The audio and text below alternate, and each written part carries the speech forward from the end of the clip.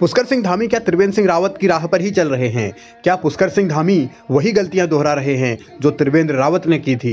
क्या पुष्कर सिंह धामी कुछ ऐसे कदम उठा रहे हैं जो उनके भविष्य के लिए घातक हो सकते हैं? इन सवालों का जवाब और इन सवालों की वजह आपको आगे बताएंगे, लेकिन उससे पहले समझिए पुष्कर सिंह धामी जब पिथौरागढ़ पहुंचे तो यहाँ उन्होंने किस तरीके से वायदों की झड़ी लगाई। हम लोगों ने भी पहले से ही चूँकि जनपद पिथौरागढ़ को प्राथमिकता में लिया हुआ है, लगभग 950 करोड़ रुपए की योजनाएं यहाँ पर अभी चल रही हैं पूरे जनपद के अंदर, जो कुछ की पूरी हो रही हैं, कुछ पूरी होने वाली हैं, कुछ पर काम चल रहा है। इसके साथ साथ यहाँ चूँकि मानसखंड कॉरिडोर, जिसका हम बहुत जल्द मास्टर प्लान बनाने वाले हैं, हमारी कैबिनेट उस पर निर्णय करेगी।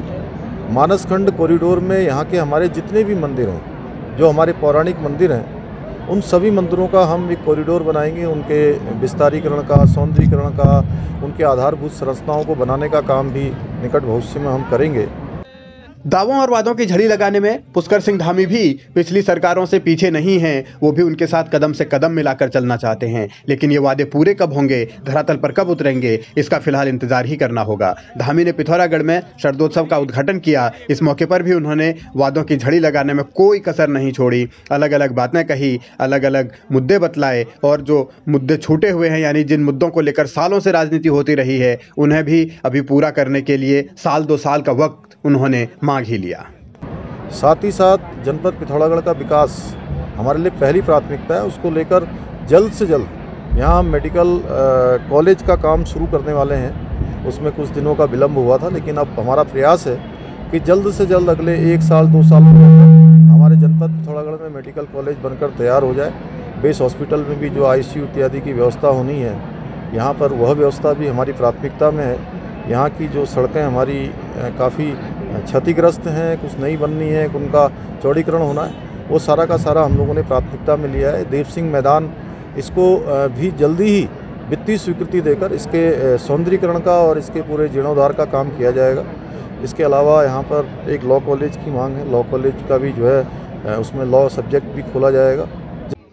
मेडिकल कॉलेज कब बनेगा, बेस हॉस्पिटल कब संचालित होगा, इसको लेकर तमाम तरीके के सवाल अभी भी बने हुए हैं। लेकिन शुरुआत में जो कहा था कि आखिर धामी त्रिवेंद्र की राह पर तो नहीं चल रहे, ये सवाल इसलिए क्योंकि कहीं धामी को भी तो यही नहीं लग रहा कि वही अब सरकार हो गए हैं, सिर्फ वही अकेले हैं जो उत्तराखंड को चला रहे हैं। उनके साथ के लोग, चाहे वो मंत्री हों, चाहे दूसरे विधायक हों, उनकी कोई अहमियत नहीं है क्या? क्योंकि धामी ने जो कार्यक्रम चलाया है वो कार्यक्रम है मुख्य सेवक आपके द्वार, यानी कि मुख्यमंत्री आपके द्वार। उससे पहले सामूहिक नेतृत्व की भावना होती थी, सरकार आपके द्वार का कार्यक्रम चलता था, मगर अब वो सब चीजें धामी ने पीछे छोड़ दी हैं। उन्हें लग रहा है कि अभी तो वही सरकार है, वही मुख्य सेवक हैं, उनके बिना कुछ है ही नहीं। और इस तरीके का मिजाज संभवतः त्रिवेंद्र रावत का भी था, और त्रिवेंद्र रावत का जो हश्र हुआ वो किसी से छिपा नहीं है। तो क्या धामी के लिए ये अलार्मिंग मोड है? क्या ये धामी को अभी समझने की जरूरत है कि इस तरीके की चीजों से उन्हें बचना होगा, उन्हें सामूहिक नेतृत्व पर ही भरोसा करना होगा? या फिर वो मुख्य सेवक आपके द्वार के जरिए ये संदेश देने की कोशिश कर रहे हैं